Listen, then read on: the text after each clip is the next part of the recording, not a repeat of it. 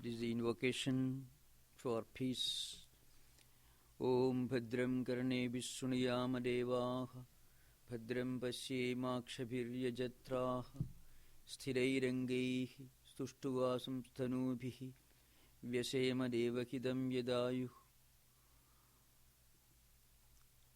Om Almighty Gods, let us be capable of performing our responsibilities and duties, and hear auspicious sounds with our ears and see auspicious forms with our eyes, with strong and steady limbs and body, remaining and prayerful. Let us spend our God-given life directing our minds to only auspicious things. Om peace, peace, peace.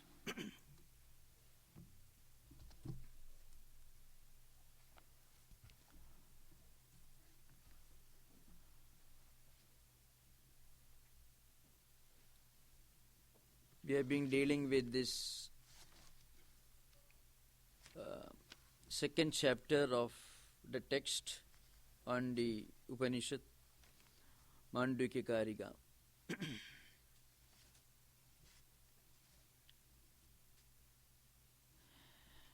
Now, when the Advaita, the non-dualist philosopher, established that all the experiences of waking and dream states are relative or non-eternal, then the question arises, who is the witness, the subject, the seer, the experiencer of all these manifold phenomena, all these experiences? Now that will ultimately take us to the question of the mystery of creation in Vedanta. And while explaining the mystery of creation, the Vedantins argue that in the ultimate sense, this creation is not absolutely real. In the Vedantic texts, translations, you may come across statements like the creation is illusory, the creation is like a dream, the creation is unreal. Such terms you find. The meaning should be kept in mind. When the Vedantins argue that this creation is not real, what he means is this. What he means is that this creation is not absolutely real. It doesn't remain in the same way throughout the past, present and future. Anything which is of changing nature cannot be absolutely real. It can be real only in the relative sense. But from the absolute point of view, the relativity of relative existence is not different from the absolutely unreal. That's a point to be kept in mind. So in the 11th verse that we were dealing with last time, the question was put by a different school of thought. Not Vedantists, most probably Buddhists. They ask the question, Ubhayorapi Vaidathyam Vedanam Sthanayor Yati Ka etan buddhyade Vedan Ko Vai Tesham Vikalpakaha. This is the question. Explaining in detail, Ubhayoho Sthanayoho Api Vedanam Yadi Vaidathyam Tarhi Kaha edan bhedan buddhyati ko vai tesham vikalpaka. Now, if creation is not real, and if waking state experiences are as unreal as dream experiences, then who is the one who imagines all these things?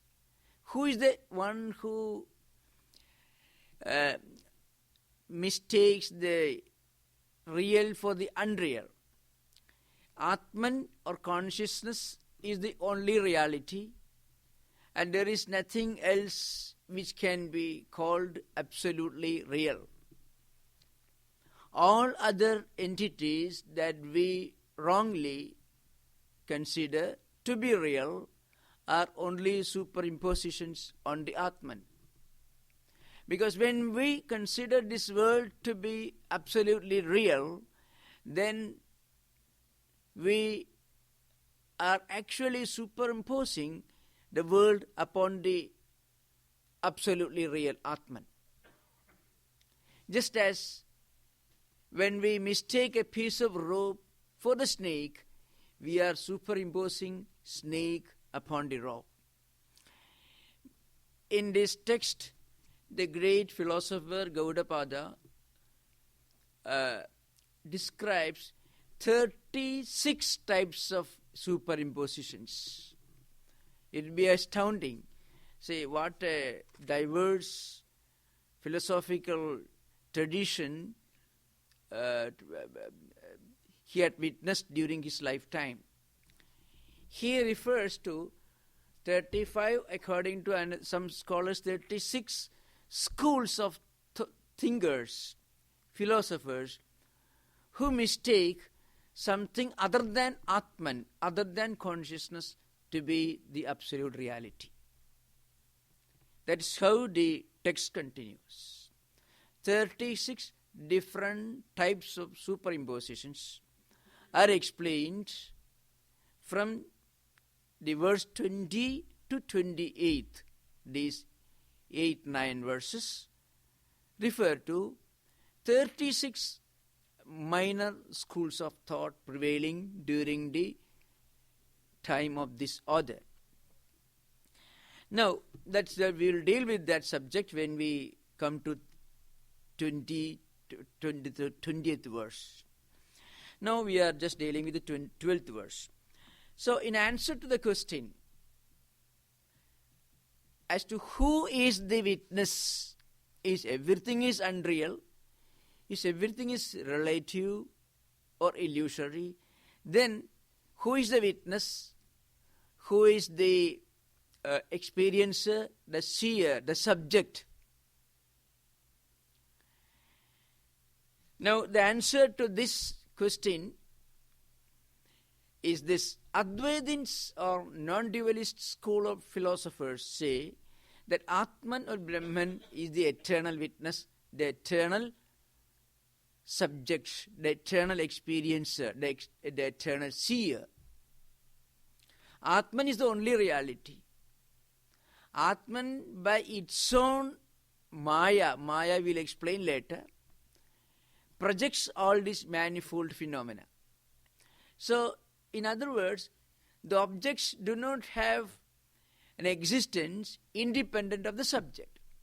Subject itself projects itself as the objects. But this will be realized only at the level of experience. And this subject, this witness, this seer or experiencer is the immanent principle, immanent reality, existing in all beings, and it is the same principle which is the all-pervading, omnipresent reality which is everywhere. So, other than Atman, other than consciousness, there is nothing that we can think of. So, an answer to this question, in the 12th verse, the author says, Kalpayedi atmana atmanam atma devasya mayaya sa eva buddhide bhedan iti vedanta nischayaka. This is the verse. So, the answer is this. The author says, Devaha, as I said earlier, the word Deva, word used as a synonym of Atman, or Brahman.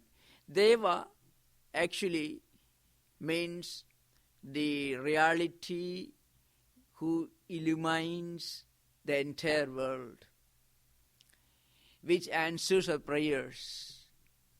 and which is the supreme illuminator of everything in this world, which doesn't require anything else to illumine itself. It is the self-effulgent.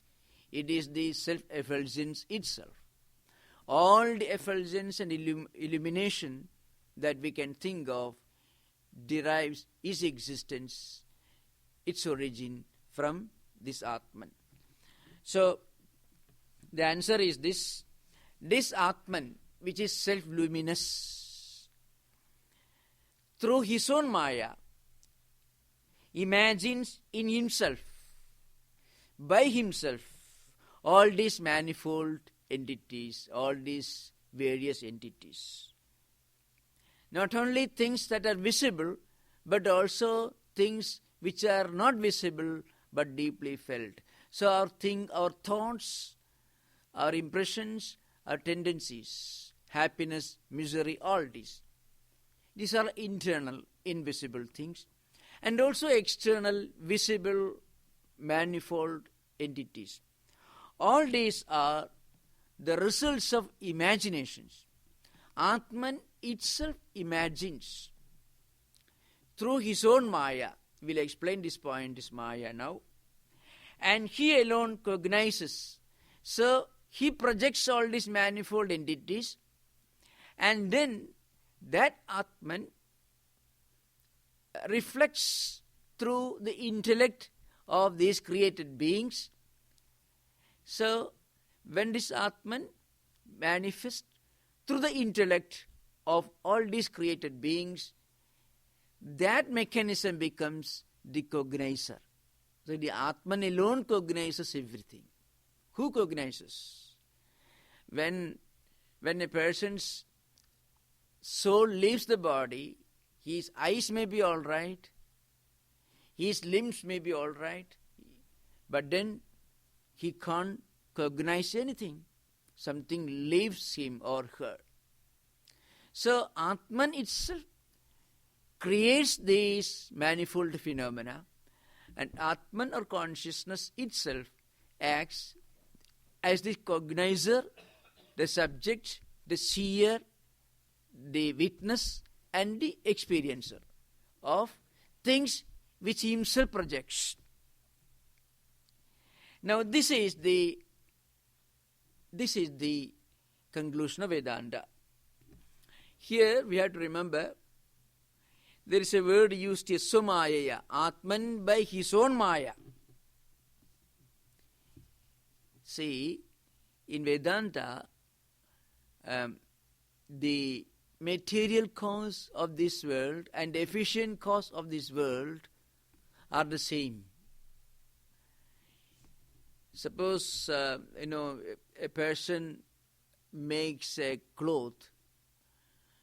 You can't say the efficient cause, the one who weaves the cloth, and the cloth, which is the effect. And also the cotton threads out of which he creates this, all are the same. We can't imagine in the empirical phenomena. But in Vedanta, one important principle is the material cause and efficient cause. The cause and effect are the same, which means there is no effect independent of the cause. Cause itself is mistaken to be the effect. I explained this much earlier through the example of a goldsmith. A goldsmith, when he looks at various ornaments made of gold, he would see only gold. So far as he is concerned, everything is made of gold. And this gold takes various shapes and forms, and therefore assumes various names. And so we call them by different names. Similarly, in Vedanta, the cause never really becomes the effect. The cause only appears to have become the effect. That's an important principle. And this is This is technically called by a famous name. It's called Vivartavada. Vivartavada means false modification, not real modification. The examples for false modifications, as I said, you know the old example, a room which is dimly light, there's not enough light, dimly lit, there's not light enough light.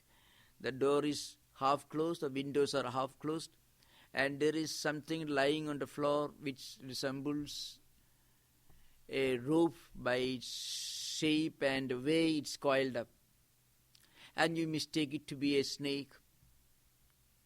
Now, the rope has not become the snake, but due to ignorance, due to absence of enough light, we mistake the rope to be the snake.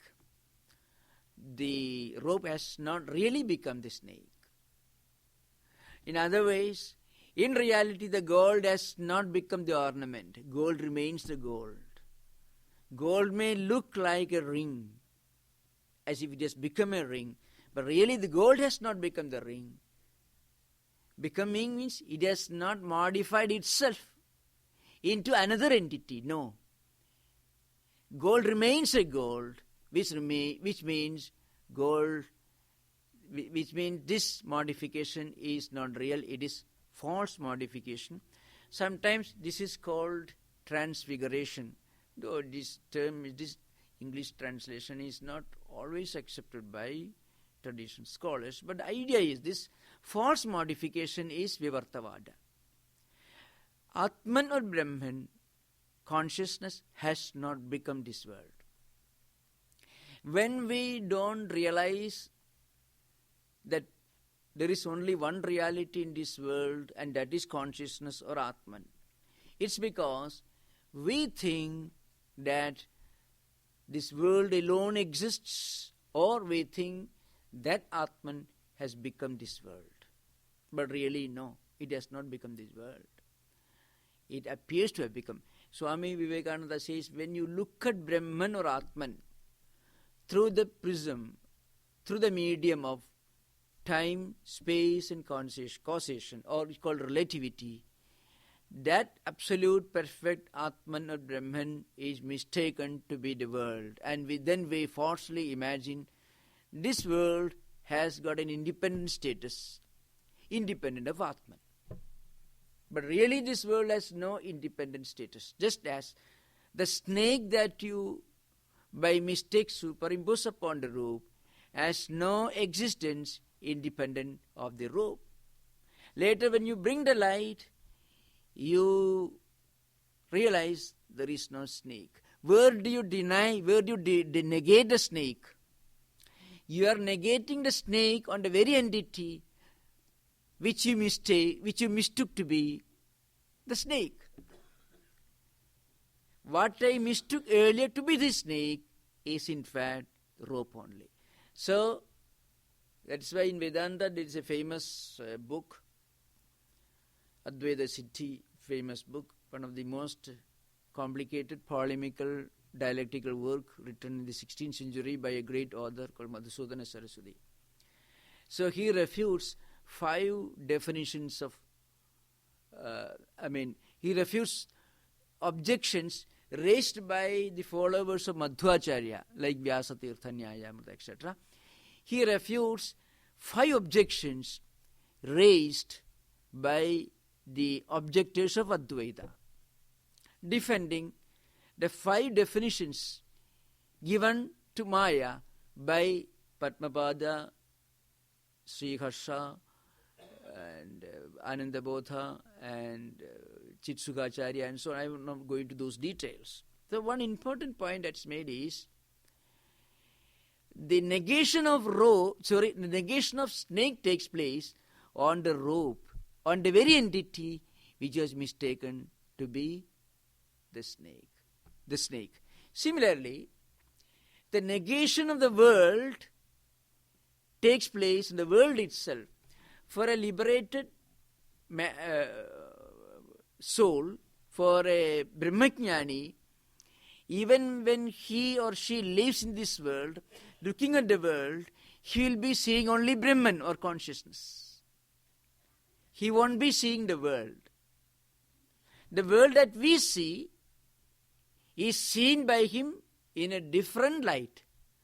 What we mistake to be the reality, the only reality, this passing, this changing, the fleeting phenomena, the ever-changing, ever-moving phenomena, empirical phenomena, which we mistake to be real, is seen by him to be Brahman. So, those who have seen, if you read the works of some of these American disciples who went to see Ramana Maharshi will be sitting there staring at something, looking at something. So what he is looking at? He was not looking at this world. The world that we see is not seen to be the world by him. When he was staring at this world, he looks like a man who is staring at something. But what he is seeing is Brahman or Atman itself. That is called the state of Sahaja Samadhi. Sometimes he called in Ramana Maharshi's life. So, the negation of world is done on the very entity which you mistake to be the reality. Now, this point should be understood in the 12th verse. Sumayaya. Sumaya means by its own maya. Consciousness or Atman creates this world by his own power. It is not something external. And projects. And then that consciousness itself, when it reflects in the intellect of people, cognizes these manifold entities as changing worldly phenomena. When that jiva, that individual soul, through spiritual practices, realizes the truth that he is in fact the consciousness or Atman itself, the immanent principle. And that Atman is seen to be this manifold empirical phenomena. That moment he realizes that he is one with the supreme reality, Atman. This is the point. So it's called Vivartavada, false modification, not real modification. There is a doctrine of real modification, and that doctrine was held by the other school of thought. It's called Ramanuja's Visishta Advaita, the qualified monist, and also by thinkers like Sankhya, the Sankhya school of philosophers. There also another school of which is called Jnana Karma Samuccayavada. Some of the earlier schools of philosophers in India, they argued that Brahman really becomes the world. And they gave the example of milk becoming curd. Milk actually becomes curd. Curd cannot go back to milk. When there is curd in front of you, it is entirely different from milk. So it's called an example for parinama or real modification. This doctrine was held by the followers of Visishtadvaitins, Ramanujites and others.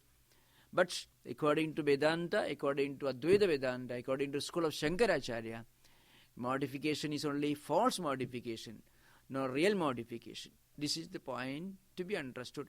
But in both these two schools of thought, in the school of Parinamavada, which is called the school of, who held the doctrine of real modification, and in the school of false modification, which is called Vivartavada, which doctrine was held by the Advaitins.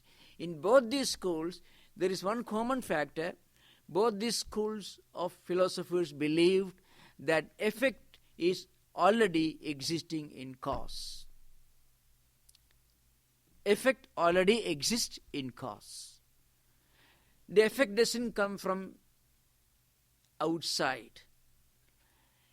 According to Advaitins, the reality as the cause appears to have become the effect, this world, that is false modification theory. According to Ramanujites and others who held the Parinamavada doctrine, they believed Brahman or God becomes this world. This is the idea behind.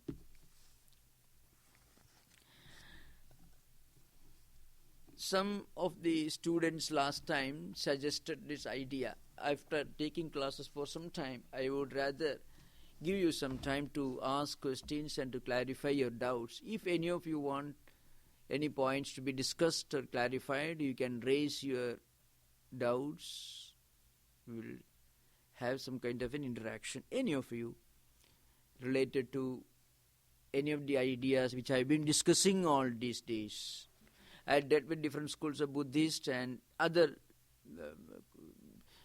different schools of thought from the standpoint of comparative philosophy. So if you have got any doubt, any points that you want me to discuss, to elaborate, to clarify further, I shall be happy to do that. Any point to be discussed.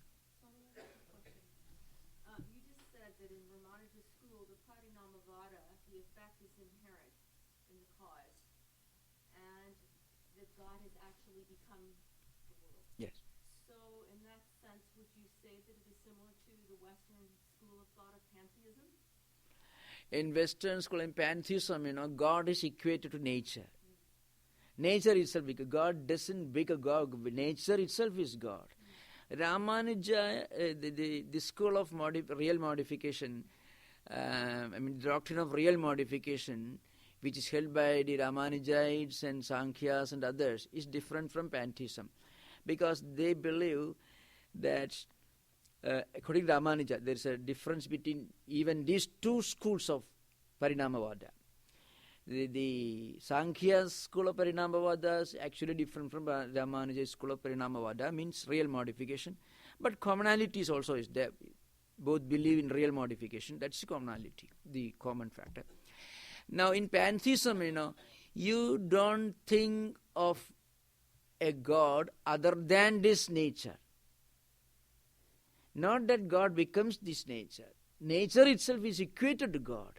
But in Ramanuja philosophy, Vasudeva or Narayana, as he calls, is God with form, God with attributes, God with all potentialities. That God becomes this world and also all the living beings and remain within him. There is a distinction.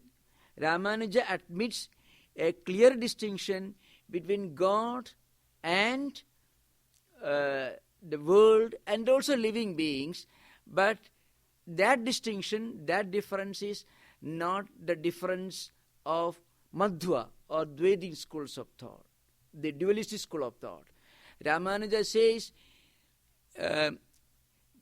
jivas or individual souls and the world and all the manifold entities in the world live within God, but different. Apruthak siddhi, it is called Ramanujite doctrine. Means there is a kind of non-difference, but there is also a difference. There is a difference, but there is also a non-difference. So apruthak siddhi is called. A technical expression which Ramanuja uses to explain this subtle combination of difference and non-difference. Non-different, that's called, it is Visishta Advaita, means Chit Achit Visishta Advaita. It is a kind of monism, but qualified by the distinction. It is compared to a fruit. In a fruit, there is the seed, and then there is the shell, the outer shell, the flesh, and all that. They all live within, but there is a difference. So Ramanuja doesn't accept the Advaitins' concept of complete identity between individual soul and Brahman. No. An individual soul can never become the same as Brahman. Up to Sayujya he can go. Sayujya is not complete identity. Sayujya, not Tadatmya. Advaitins believe when you reach the supreme realization, you experience your complete identity with the supreme reality. In Ramanuja's philosophy, you can reach only up to Sayujya level. Sayujya level, the first level is Salokya, then Samipya, then Sarupya. So you can go to God's world, Vishnu Loka, Lord of Vishnu, Vish's world, and you can be near him. You can have his form. And according to some of the latest schools of Vaishnavites, according to Bhagavata, you can have some of the potentialities and attributes of God, which is called Sarshti. Bhagavata only accepts that. Ramanuja doesn't mention that. And then you can have most of these attributes. You got the form of God, nearness, close proximity, and all that. But you can never become one with the Supreme Reality. That complete identity is never accepted by Ramanuja. But in pantheism, it is a kind of, we may call it, it is a kind of monism, because you don't think of God. Nature is equated to God. And perhaps I think, this kind of elaborate, intricate, dialectical or polemical ideas perhaps did not exist in pantheism. Pantheism, the word was used by Max Muller also to explain the concept, the evolution of Vedic pantheon in a different sense. So this is entirely different. Parinamavada is different from pantheism. Ramanuja school of Parinamavada believes God himself becomes all the living beings and also this manifold empirical world. And according to Sankhyas, the Prakritiya Pradhanam, this is the evolving principle, which is unconscious, but it works. Of course, this is not logically acceptable to Advaitins. Of course, still I am just giving an explanation. And out of this Pradhanam of Prakriti, the entire manifold empirical phenomena evolves. All the 22 principles evolve. And when they evolve, they become totally different from, the evolutes become completely different from the entity from which evolutes evolve. In Ramanuja theory, there is difference and also non-difference. But in Sankhya philosophy, there is complete non-difference, because when these things evolve out of Prakriti, they become totally different. So that's the main difference. I hope it's clear to you. Yes, Swamiji, you're talking about this difference and non-difference of Ramanujas. Ramanuja, yes. Non-difference because all Jiva and Jagat exist within God. Mm-hmm. So there is a kind of non-difference. But they can never be the same as God. So that's the idea. Jiva and Jagat exist in God. That's why the example of fruit is given. That's given by Ramanuja. Fruit. Everything exists within fruit. But they're different. The seed is different. Flesh is different. Everything is different. So, this Ramanuja school of Visishta Advaita is not a new doctrine. It already existed in so many forms in earlier, in the works of earlier philosophers. So pantheism cannot be equated with Parinamavada. In pantheism, there is no such thing as God evolving into empirical phenomena. But in Ramanuja, God himself evolves and becomes these individual souls, all these living beings, and also all the entities in the empirical world. And they exist within God. So there is non-difference in the sense they all exist in close proximity with God. There is difference because they can never be the same as God. That's the idea. So the example given there for Parinamavada is the milk becoming transformed into cream. Milk becoming... Actually, it is not very accurate in the case of Ramanuja. It is accurate only in the context of this, this Sankhya Parinamavada and other school of thought is Brahma Parinamavada. That's I'm going to those details. So, but Ramanuja believes in the sense that these jivas, these individual souls and empirical phenomena, they can never become the same as God. So there is a difference which can never be negated, which will never cease to exist. but they don't have an existence independent of God. They don't have an existence independent of God. So there is an intricate philosophy of relationship between the individual beings, empirical phenomena, and God in Ramanuja. But they have the same substance. Substance is God Himself. God Himself. That's the idea behind. But then they're entirely different. So their only parinama, modification, is real. Why? Because they can never be the same. See, curd can never go back to the status of milk. So in that sense, modification is real. Any other? You said that the effect is always part of the cause. So are you saying that Maya has always existed and it never began? Yes. Is that ignorance is eternal? The Maya needs a lot of explanation. In fact, Maya is something which really doesn't exist. But we understand that Maya doesn't exist only when we are out of Maya. So I will explain this by explaining these two letters which constitute the word Maya. See, Ma, Ya. Ma actually negates, doesn't exist. Ya is a pronoun. You don't use a pronoun to refer to something which doesn't exist at all. So it exists, but really doesn't exist. Now, for anyone living in this world from a common sense point of view, if you look at the world is a reality. Every moment is changing. Every moment is changing. Everything is a fleeting, changing phenomenon. Still we think the world is real. Now, we understand, in fact, it is not intellectual cognition. It is a cognition taking place at the level of experience. When we realize that there is a supreme consciousness, which is the only reality, and that reality is our own true nature, and apart from that reality, there is nothing in this world as an absolute reality. At that experience level, this Maya ceases to exist. That's why the Maya, the word itself is this.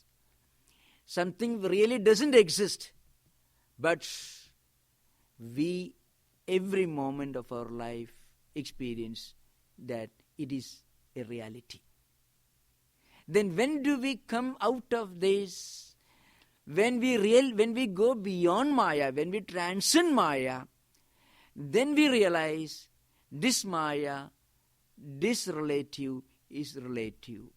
In other words, the relativity of the relative is realized only when you go beyond relative, when you experience the absolute.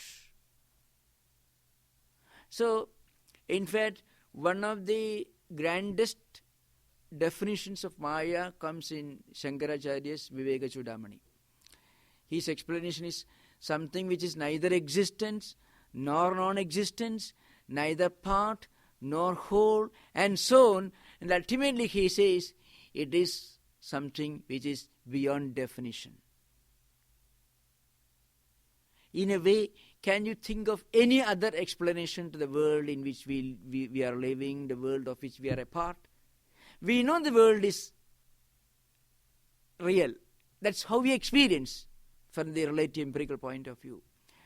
But if you read any books on physics, modern physics, from a purely scientific point of view, this world is not reality, because every moment it is changing. So anything which is changing cannot be real in the absolute sense. As I said earlier, what is subject to change can never be real in the true sense of the term. And world is changing. The galaxies are still changed. Maybe it may take trillions of years, but they will change. So the entire cosmos of which we are a part is within Maya. But then, the moment we come out of textbooks or meditation, we are stepping into the world of Maya, which is experienced to be real. So when do we realize the relativity or the illusoriness of this world? Only when we go beyond it. Then we understand Maya really did not exist. See, I said this is explained sometimes in the light of the famous analogy of rope and snake. If there is not enough light in the room and doors are closed, there is something coiled up, you mistake the piece of rope which is lying there to be the snake, and then sometimes you may run and you may call somebody, and you may even hurt yourself while running away from the snake. And then when you bring light, you realize it is only a piece of rope. Now the question arises, when did this snake come into existence? How somebody asked the question? Your answer is the snake did not come into existence. The snake did not go away because the snake was not there to begin with. But then this you realize only when you bring light. Before you brought light, you did not know that it was a piece of rope and not snake. Similarly, the illusoriness or relativity of Maya or the empirical phenomena is realized only when we transcend the realm of Maya, not before. So the best definition of Maya is that it cannot be defined. Once we understand that definition, then you can try to Maya any way you like. But you have to keep in mind, Maya cannot be defined. That is the ultimate definition. Then that's why it's called so Maya. But this Maya is not an external agency. This Maya is within the power of Atman. This Maya is within the power of Atman. This Maya is not an external agency. Therefore, that's why it is said, the effect has no independent existence apart from the existence of cause. In other words, there is no effect. If you say the effect is the same as cause, what does it mean? There is no effect. And if you say there is not effect, then there is no cause, because the idea of something being an effect is logical only in relation to something which is the cause. That is why Advaita, the last conclusion of Advaita, it is not a conclusion, it is a matter of experience, is that the Supreme Consciousness, the Atman, is the only reality which is the immanent principle, the all-pervading, the transcendental principle. This idea behind. Once, in fact, all the great teachers, like Shankaracharya, Sri Ramakrishna, Vivekananda, they all realized this, but still they worked. And when they worked for the good of the world. That's the idea behind it. The Gaudapada also says, you realize this truth, but then you don't go to sleep. You work for the good of the world, realizing that the world is really not real, that sense. Otherwise, I think, yes, now we will come back to the text. Now we will come to the 13th verse. Vikaroti aparan bhavan andaschitte vyavasthidan niyatamsa bahischitta evam kalpayade prabhu. This is the 13th verse.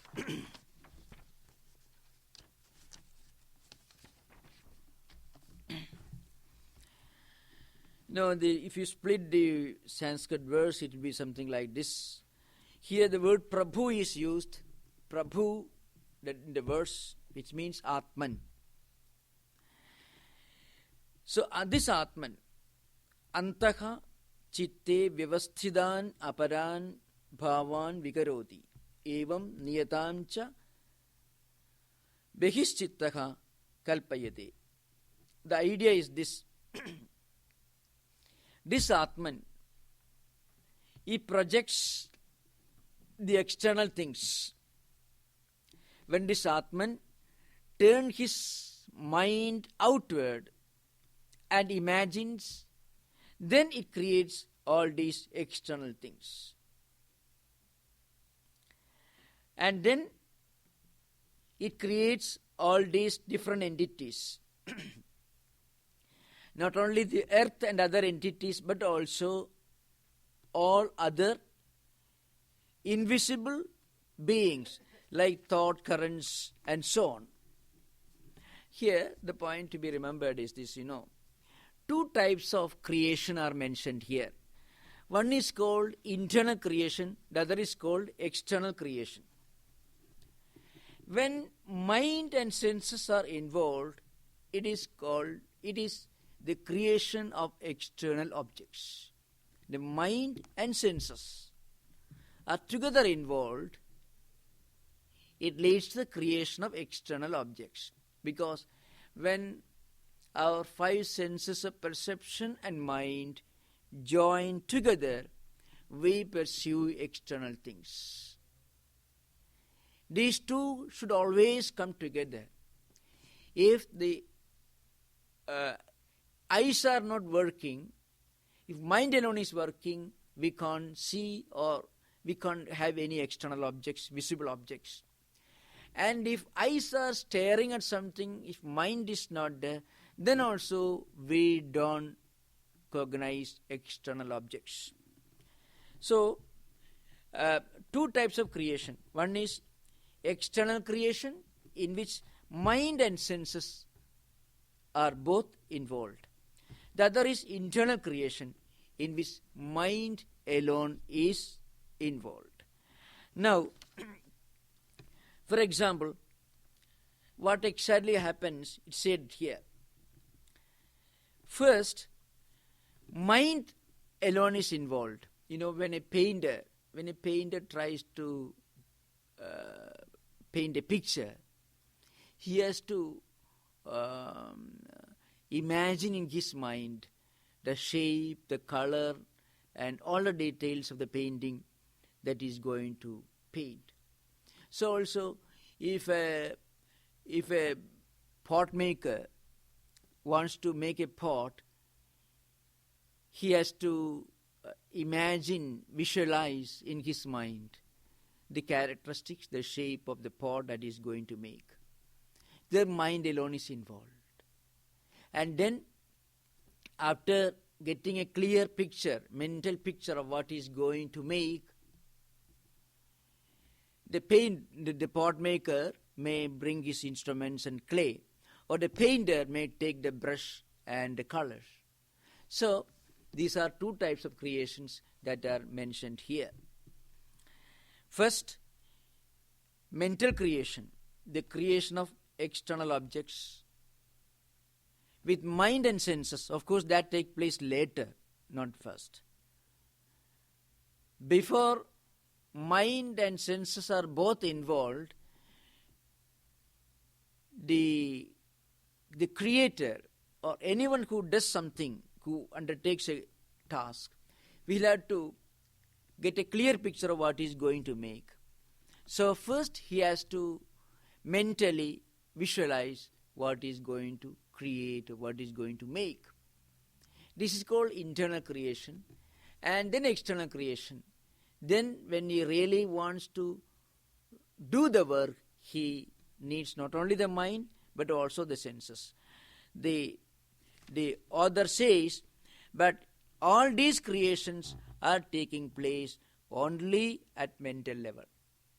Because even in the case of external creation, it only follows an internal creation. The painter first imagines the painting he is going to make, then he gives practical shape to it. Both these creations are taking place only with the help of mind. So both are mental projections. So we have to remember the original goal of Gaudapada. Gaudapada wants to establish that waking state experiences are as unreal as dream state experiences. Creating a mental picture of something is equivalent to seeing a dream, imagination or memory. And then giving visual shape to that painting with the help of brush and colors based on the imagination, the earlier imagination, is equivalent to the objects that we see in waking state. Both are nothing but mental projections. Therefore, if dream objects are unreal, then waking state experiences also should be unreal. In that case, can we argue that the world in which we live is real? If the world in which we is not real, then there is no creation. So Gaudapada is making use of every possible argument to establish his doctrine of non-origination of this world, which is called Ajadavada in Gaudapada Karika. As I said earlier, Gaudapada's thesis is there is only one reality, and that Brahman, that Atman, and from the highest point of view, the empirical phenomena are as unreal as imaginations or dreams. That is this thesis. Now, he is taking up a very, very important argument, which is a very subtle argument from a purely metaphysical point of view. It comes in the 14th verse. Chittakala hiye antastu duyakala saye bahi kalpida evate sarve vishesho na anyahedukaha. If you split it, ye antaha tu ye eva bahi duyakalaha te sarve kalpitaha visheshaha na anyahedukaha. Now, see, the Advaitins argued that the experiences of waking state are as unreal as the experiences of the dream state. A non-Advaitin is raising another objection against Advaitin's thesis. This objection is this. See, in waking state and dream state, just we have to keep our mind on the original premise, the doctrine which Gaudapada is trying to establish. The doctrine is this: waking state experiences are as unreal as dream experiences. This is the philosophical doctrine which Gaudapada wants to establish. But there are many schools of thought who won't agree with this thesis. So one objector, one non-Advaitic school of philosophy raises this objection. Now, see, just imagine. In dream, we have only one time concept. Something as a flash, suddenly we feel, we experience something like a flash. See, people may dream that they are walking in the sky, but that only is a single event. Now, in waking state, it's not like that. X so Y, and Y can recognize X. See, if two friends are walking in the street, even after that event, both of them may recollect and they may have the memory of meeting each other in the street. So, there is always a kind of a concordance. There is a mutual time factor involved. X says Y in a street corner, and later both of them may recollect the event of meeting in the street corner. And before they met in the street corner, they may also talk about how they reached that particular place where these two friends happened to meet each other. Another example is given in the classical Shankara's commentary. In Shankara's commentary, he gives the example of, see, somebody is milking a cow, another person is sitting there. So he sat there till X finished milking the cow. Or he milked the cow as long as X sat there. X is not used by Shankaracharya, of course. No. He says this point example. And one person is milking the cow, another person is sitting there. He sat there till the milking was over. Or he milked the cow as long as he sat there. Now there are two events, a kind of concordance, mutual time factor is there. Now this mutual time factor exists only in waking state, not in dream state. In dream state, suddenly like a flash something comes and it vanishes immediately. There is no antecedent and there is no precedent. There is nothing before that, there is nothing after that.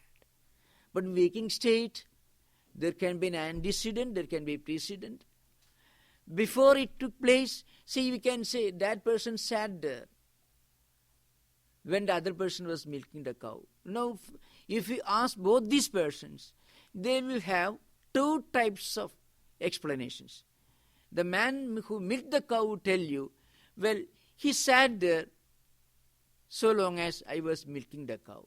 The man who sat there would tell you, well, he was milking the cow so long as I was sitting there. So you can see two types of time factor. Rather, two approaches towards the time involved in this particular event. So this is an objection raised by a non-Advaitic philosopher. So he says, this non-Advaitic philosopher says, this difference shows that waking state experience is not as unreal as dream state experience. There is a difference. That is argument. Okay. Now, the Advaitins' argument is this. Both are related to mental projections. Now, in dream also you can have such differences. In dream also you can have this kind of, in dream also you can dream that you are milking the cow and your friend came and sat there. Or the other way, you sat there and when your friend was milking the cow. So these experiences are possible in dream also. In dream it is at the mental level. Dream experiences are all mental projections where senses of perception, senses of action are not involved. But still, it is all mental projection only. So also in waking state.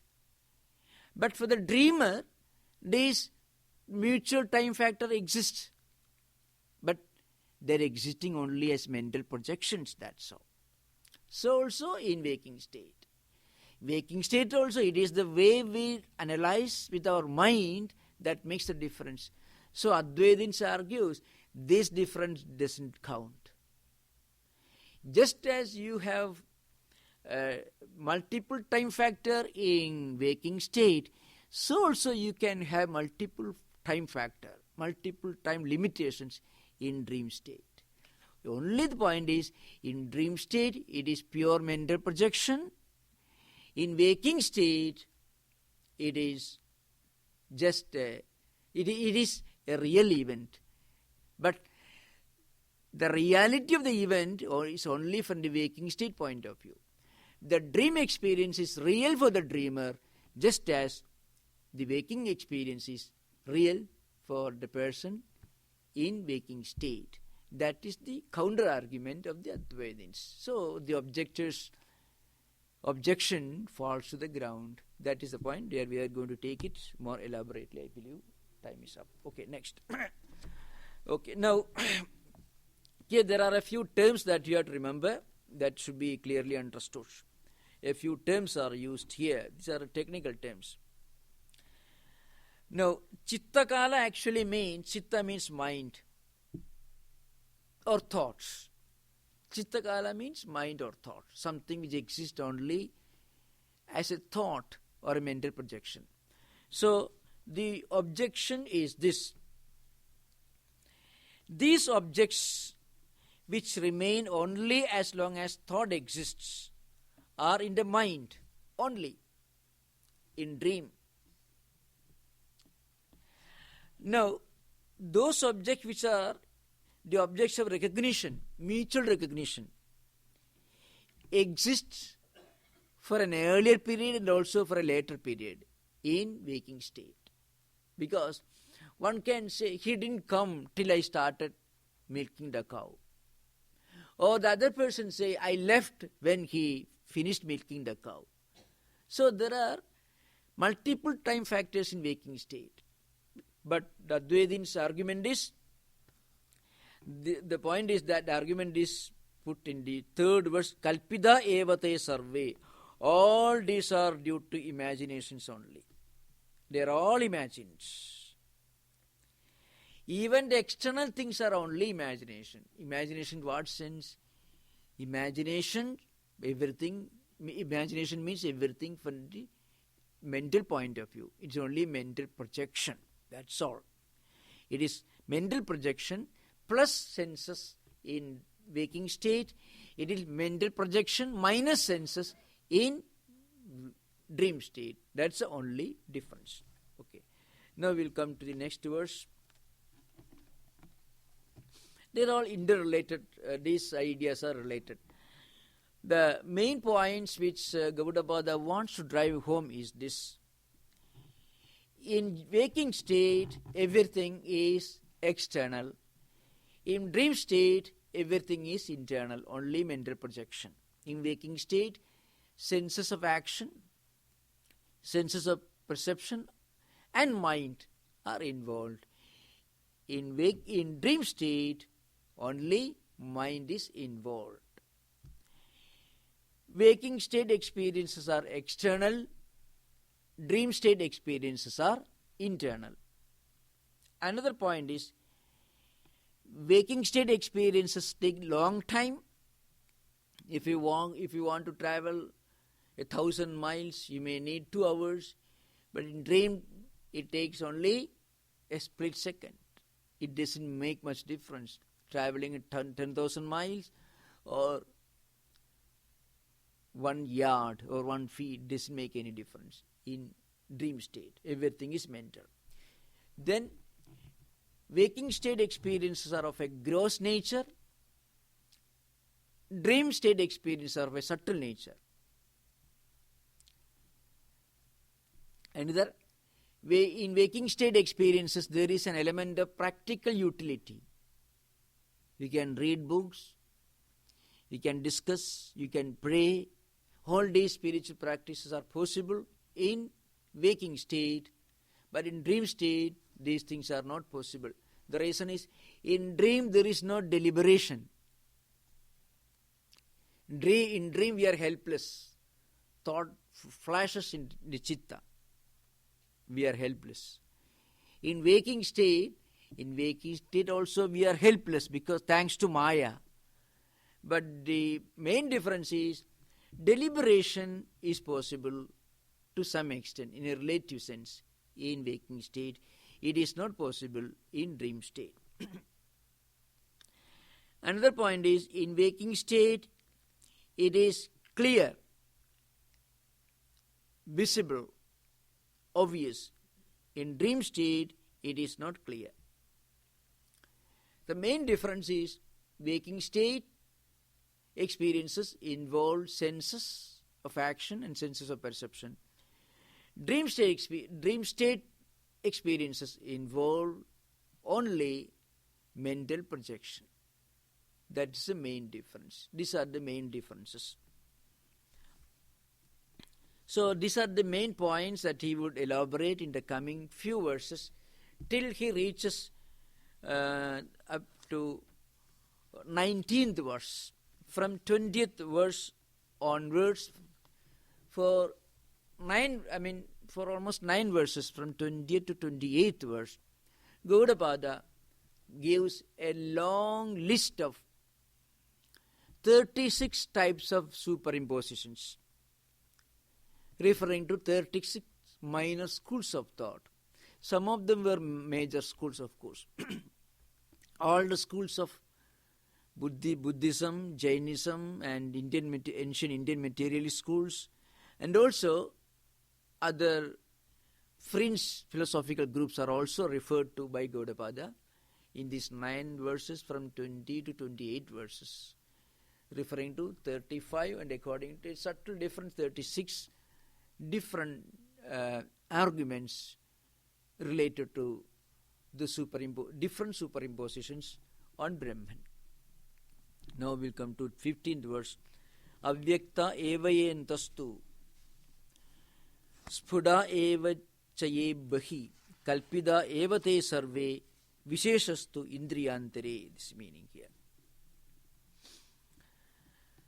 So, ye tu antaha avyaktaha eva ye cha bahi sphuda te sarve kalpidaha visheshastu indriyantere.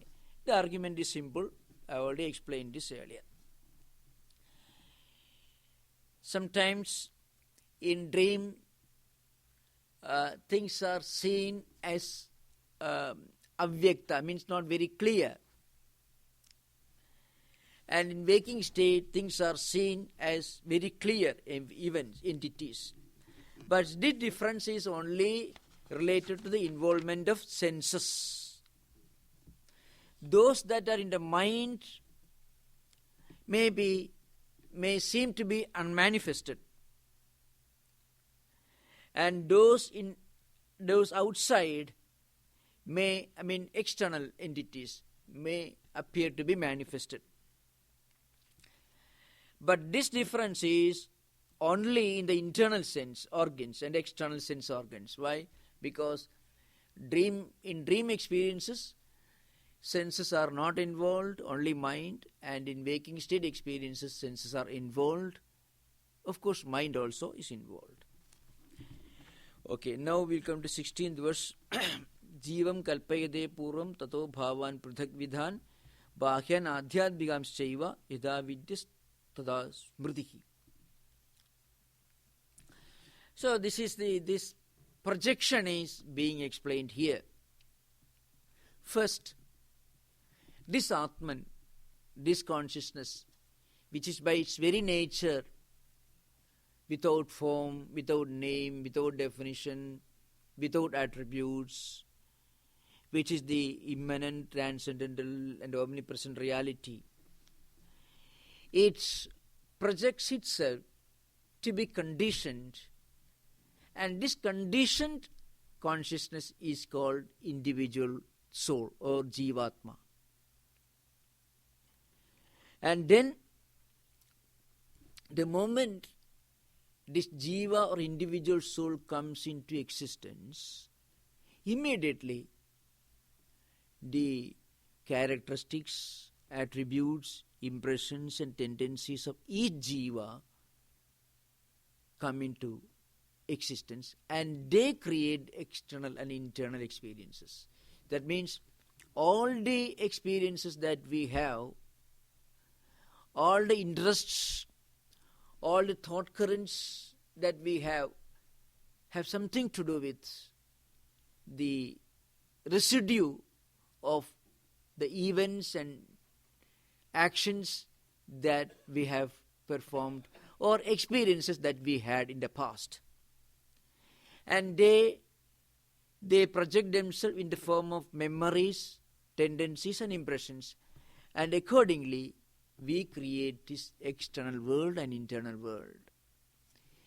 Internal sensations, happiness, misery, all.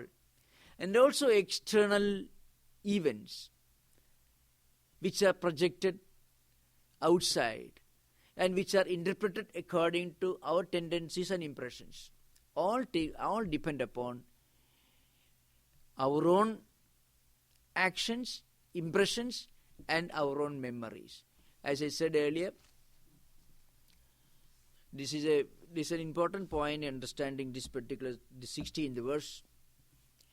Every jiva has got this external gross body, and also there is a subtle entity which is called Sukshma Sharira, a subtle entity which is not visible but which is much more powerful and which actually constitutes our character, and it decides and determines the way we behave, the way we act, the way we respond to different things.